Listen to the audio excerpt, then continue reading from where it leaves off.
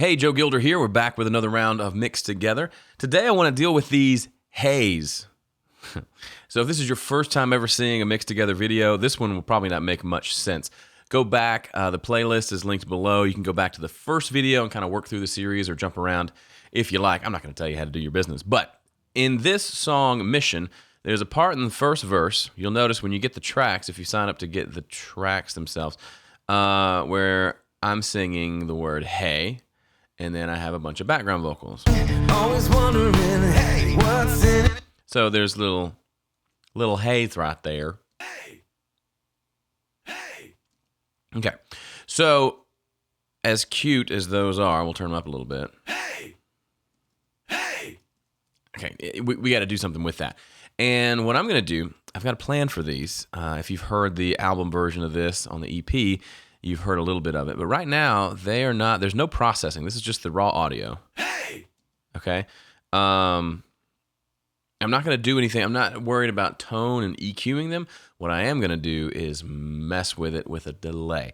Now, there are two ways to use delay. You can use it the way I use it probably 95% of the time, which is like we're doing on this lead vocal, where we are using a send to send the vocal over to some sort of auxiliary or bus track where the delay lives, so we can control how much we send over. And hey, what's in it for me?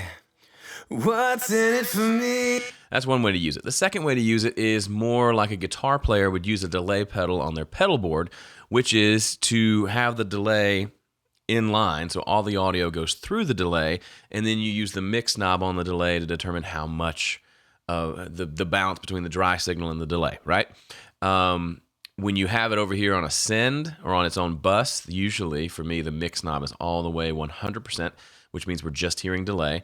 But in the way I'm going to use it, it'll be anywhere from 20% to 50% or maybe more, depending on the sound that I want to go for. So here's what I'm going to do. I'm going to grab an analog delay and just drag it onto the track here. And there's an EQ just there in my template. I'll just leave it there for now. So here's what I want to do. I want it to be a quarter note delay, which it is. Okay, that's kind of the sound that I want, but I want it to continue longer. So we're going to increase the feedback. Okay. The cool thing about this delay in Studio One, it's got this boost feature that makes the repeats a little louder. I like that for this. Oh.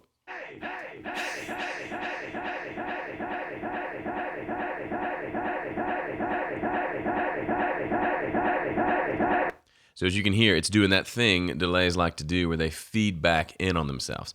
If you set it to 100, it'll just keep doing that and go crazy.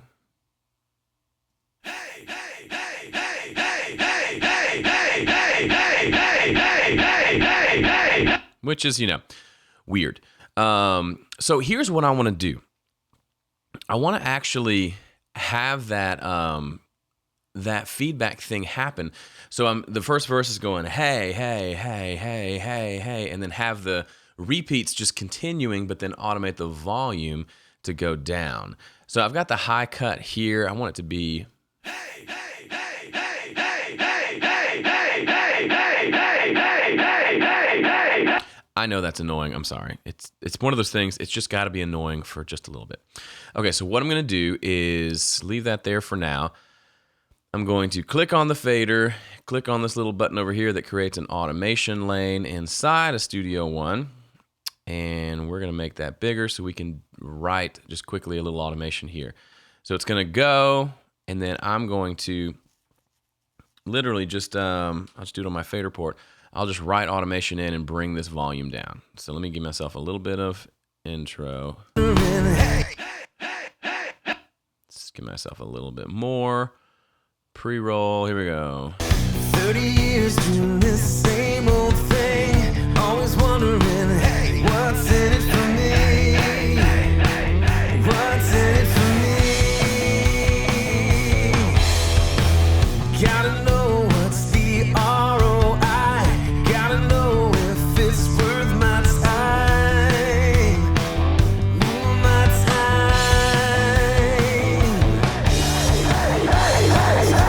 Over my shoulder. So you hear how weird that sounds? So here's the idea. This is how I did it in the record, and I've got to figure out kind of how I turn the saturation up, bring the high frequencies down more. The way I did it was I essentially let the delay just do its loop thing for that however many, 10 bars or so, and then I brought it back in. So while it's down here quiet, it's actually still actually repeating and building up and doing that kind of crazy thing that it does. So I didn't like the way I wrote this automation here. So Wondering, hey, what's in it for me? What's in it? okay, it's really annoying working with delays in this capacity because they just get out of hand. I'm gonna delete some of these. I could have just written this automation in manually, but I kind of liked trying to draw it at first. So then when it comes back in, going into the pre-chorus, it kind of brings in this war thing going on, which is what I'm trying to capture. So let's try that again. Wondering, hey, what's in it for me? What's in it for me?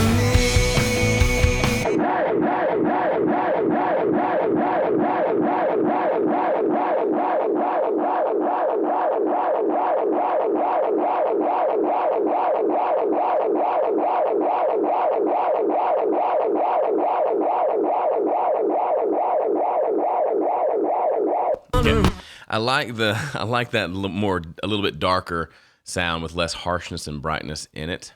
So let me see how that works. Wondering, hey, what's in it for me? Delay's off, dummy. Wondering, hey, what's in it for me? What's in it for me? Gotta know what's the ROI. Gotta know if it's worth my time. My time. Always looking over my shoulder. It's not going as well as I would like it to. But that's kind of what you signed up for with Mixed Together. I told you in the first video that this was not going to be pretty all the time and things weren't going to work perfectly. I told you. Was wondering, hey, what's in it for me? What's in it for me? Was wondering, hey, what's in it for me? What's in it for me? Gotta know what's the ROI. Gotta know if it's worth my time. My time.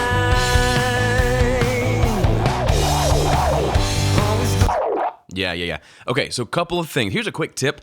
If you're working with a delay and you're doing this, obviously when you stop playback and go back to the beginning, that delay is still going. It's not going to know that you rewound, so it's going to kind of keep feeding back until you go, turn it off, and turn it back on. That's annoying. So what I typically do is I actually write in some automation that just says, bring the feedback before this note hits, bring the feedback down to 0. So while I'm over here and it's going, I can go boom and click back over here, and that feedback will go to 0 and it'll stop repeating. Same thing over here. If that pre-chorus starts here, I think, starts at measure 27. So I will just automate the automate the feedback to go away there as well.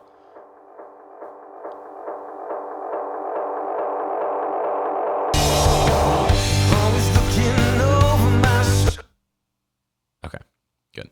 All right, so now we're back over here. So that just a quick tip to save you from maybe going crazy. That's a good, helpful thing. The other thing is I'm messing around with these high cut and low cuts of the delayed signal itself, just because I want it to have a certain tone, not be too bright, not be too dark. So I may do this a couple of times to make sure that sounds about how I want it to sound. But actually, that last time we played it, as it faded back in over here, if we switch back to volume automation, that felt about right. So let's listen to it again, see if it's working in the mix. old thing. Always wondering, hey, what's in it for me? What's in it for me? Gotta know what's the ROI.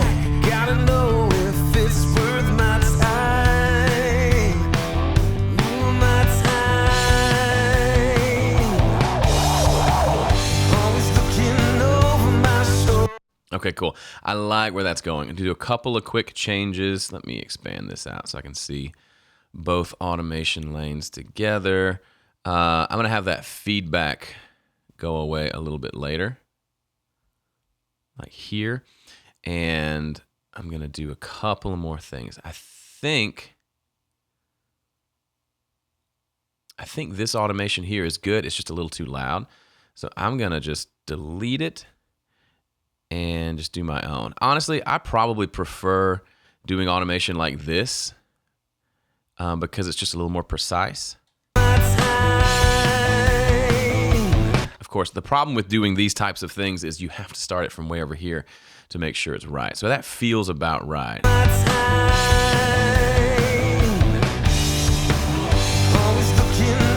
And I want it to fade out over that next bar or so it doesn't just drop off. That feels a little weird. You see, it was going nuts under there. Here we go. Always wondering, hey, what's in it for me? Okay, first thing, that needs to be a little quieter. So I'm going to bring this down just a little. Always wondering, hey, what's in it for me? What's in it for me? Well, now it's too quiet. Let's find a happy medium. Always wondering, hey, always wondering, hey, what's in it for me? What's in it for me? Gotta know what's the ROI. Gotta know if it's worth my time. Ooh, my time. Always looking over my shoulder. Always. Okay, so two things. First of all, let's see, this is how it was. When you're doing these types of effects where it's kind of a specific spot, it's kind of unique, it's something creative, try not to, at least in my experience, it's never good to have it be super loud or super obvious. You want it to be kind of some ear candy that's back in the mix for the most part. Sometimes you bring them out because that's exactly what the song needs. I found when I have them way out in front, it's usually not good. Second thing is if you do your automation just right, you'll have a shark fin. Isn't that fun? Actually, I do want this to fade out a little more evenly, but I'm pretty happy with what happened. I like the idea of taking an existing sound, which is just me going, "Hi, Harry Carey" style 4 times, and then instead of creating a pad that swells in over there or something, we're using that and morphing it with delay and repetition and that cool feedback thing that happens to create just a unique, different sound, which is, in the grand picture, grand scheme of things, is not a big deal. But it's fun, and it's for me, whenever I listen to this mix, I always like to hear that little, it just, to me, it's a fun little extra. So let's play it from over here and see if I'm happy with it. 30 years doing this same old thing. Always wondering, hey, what's in it for me? What's in it for me? Gotta know what's the ROI. Gotta know if it's worth my time. Ooh, my time. Always looking over my shoulder. Yeah, I dig that. I might have it fade out a little more quickly. Maybe like that. But that's pretty fun. And so I did this on again, I've mixed this song before and released it, but now I'm doing it again as a part of this video series. And that's the effect that I got, and I was worried I wouldn't be able to actually get there, but I think we did.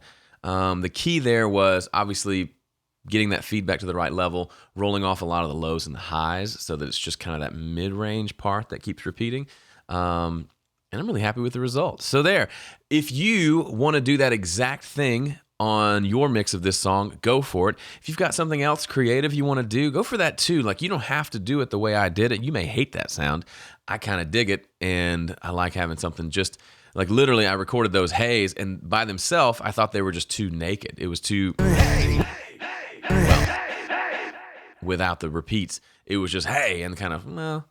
And so first I tried like reverb. That just sounded weird. But then this delay idea, this kind of pump into the beat idea came up. And I think it's kind of fun. So let me know if you love it or hate it. Leave a comment below if you're going to try it in your mix. I'd love to hear that as well. And that's it for this episode. I'll see you in the next one. Happy mixing.